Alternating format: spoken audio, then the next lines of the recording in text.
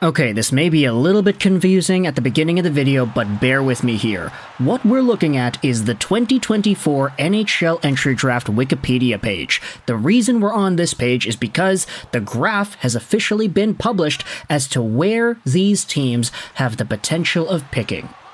You have the reverse order of the NHL standings all listed out here from 32 to number, 14, I think? No, 16. I'm an idiot. What the hell am I talking about? But San Jose, Chicago, Anaheim, Columbus, Montreal, Utah is in here. And yeah, I only wanted to read the names because the Utah, whatever they're going to be called, is indeed included. No longer Arizona, bye-bye. But this video, because you already read the title, you saw the thumbnail, we're talking about the Detroit Red Wings, who have themselves 3 possible pick scenarios in this year's first round. Now, we've been talking about this in prior videos, but there are 2 lotteries done. A lottery for first overall and a lottery for second overall. There also is the rule that whichever team wins a lottery can only move up a max of 10 spots. So all these teams in the top 10 have the potential of drafting first or second overall. They also have the option of drafting in the third overall position depending on if they win, let's say, the second overall lottery, and then a team that's underneath the top 10 ends up winning the other lottery. Because there's a rule that says that outside top 10 teams cannot move up into the 1-2 spot, it mathematically cancels each other out. It's kind of weird, but the Detroit Red Wings, the team that we care about here for this video, have a 97.9% chance at picking 15th overall in this year's draft. That's where they finished in the reverse standings. They're right here in the 15th overall spot, and they have 2 other picks available to them. They have the 5th overall pick that would be accomplished if they won either the first or second overall lottery, but of course, because of the rule preventing teams going up more than 10 spots, they'd only go from 15th to 5th. And they also have a 1.1% chance of drafting 16th. That is, if the St. Louis Blues end up winning one of the lotteries themselves and go from 16th overall to 6th overall. That would push all the other teams that are in this range down a pick, which is why you're seeing scenarios like this where Utah has a 9.1% chance of dropping 1 pick, Ottawa has a 5.6% chance, etc., etc., etc.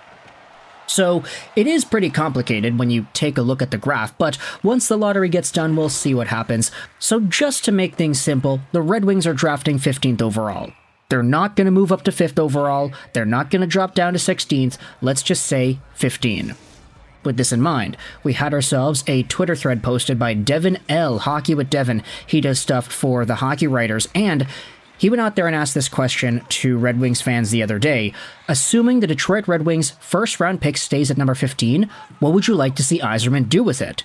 Draft a winger had 28.8% of the 520 votes, draft a defenseman had 14.4%, draft a center had 22.5%, and trade for immediate help had 34.2%. Now this is really interesting because when you analyze each of these different options, if you assume 15th overall pick is the pick, and you try to align this with what the Wings have done in the past, okay, let's talk about a lot of the Red Wings' former draft guys that they've had over the past few years. So last season, the Red Wings had the 9th overall pick, which they used to select Nate Danielson, a center. They also had the 17th overall pick, which was used to select Axel Sandin-Pellikka, center and a defenseman. In 2022, they had the 8th overall pick and they selected a center, Marco Kasper. In 2021, Simon Edvinsson was the top guy. He's a defenseman. They also had the 15th overall pick where they selected Sebastian Cossa, who was a goaltender.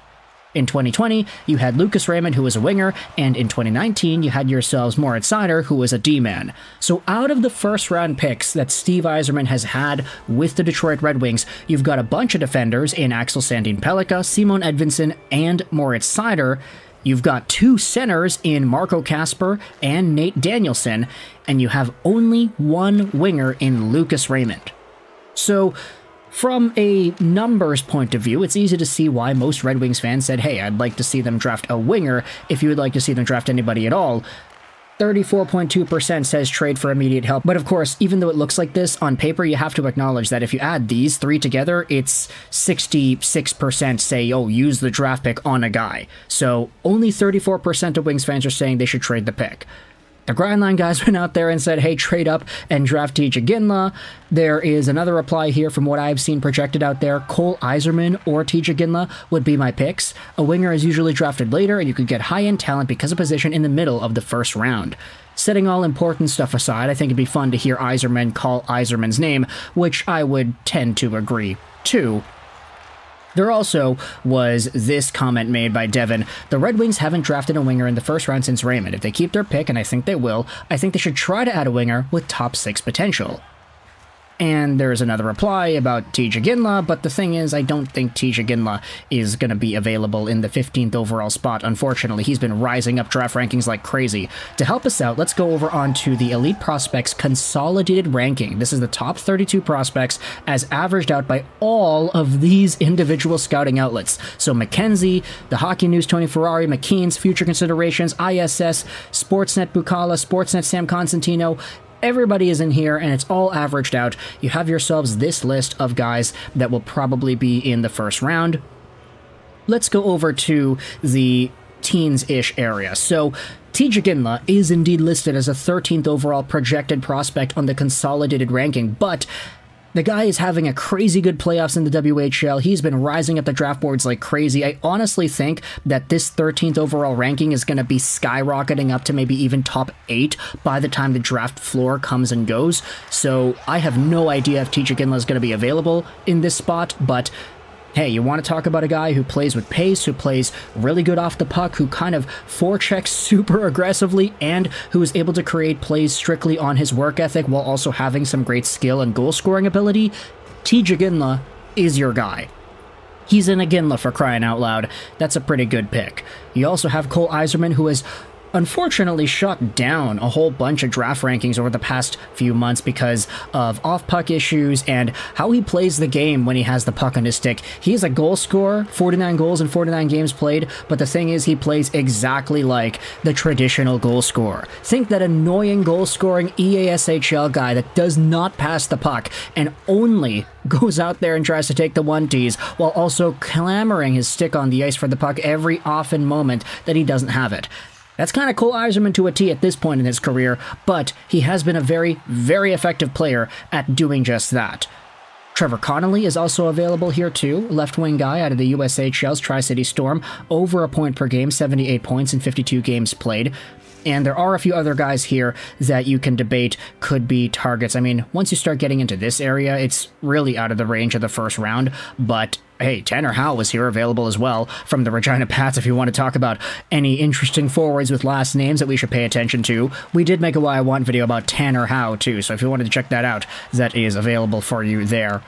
But when it comes to these names, I think there are a few wingers that could be looked at here for the Red Wings. Michael Brandsegg-Nygård and Liam Ritchie are also available options here. Brandsegg-Nygård was in the Allsvenskan, so his production isn't as great, but that's okay because he's already playing in a pro league. Meanwhile, Liam Ritchie had 90 points in 64 games. Such an effective point-producing player.